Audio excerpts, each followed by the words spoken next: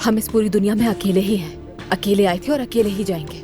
यहाँ पर किसी की कोई जमानत नहीं है। इस दुनिया में किसी से भी उम्मीद लगाना आसान है, किसी को इल्जाम देना और भी आसान है, बहुत आसान। किसने कहा था उन्हें एक आदमी पर भरोसा करने के लिए? दुआ, तुम गुस्से में हो नजर आ रहा है, लेकिन हाँ, अम्मी ने आज तक ऐसी कोई हरकत नहीं की जिसकी वजह से गिरेबान में झांकना पड़े। तो ये एक बात जहन में रखो, तुम कोई नहीं होती उनके बारे में ये बात बोलने वाली।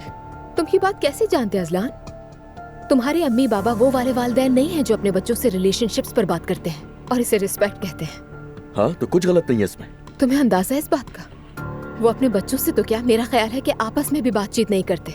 किसी को नजर क्यों नहीं आ रहा कि वो एक दूसरे के साथ फंसे हुए थे?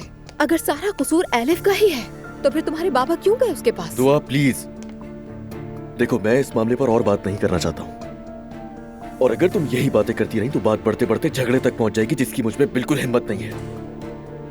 अंकल जिंदगी और मौत की जंग लड़ रहे हैं, अम्मी नीचे परेशान बैठी हुई हैं। उनकी छोटी सी बात बर्दाश्त कर लोगे तो कुछ हो नहीं जाएगा। अच्छा ठीक है,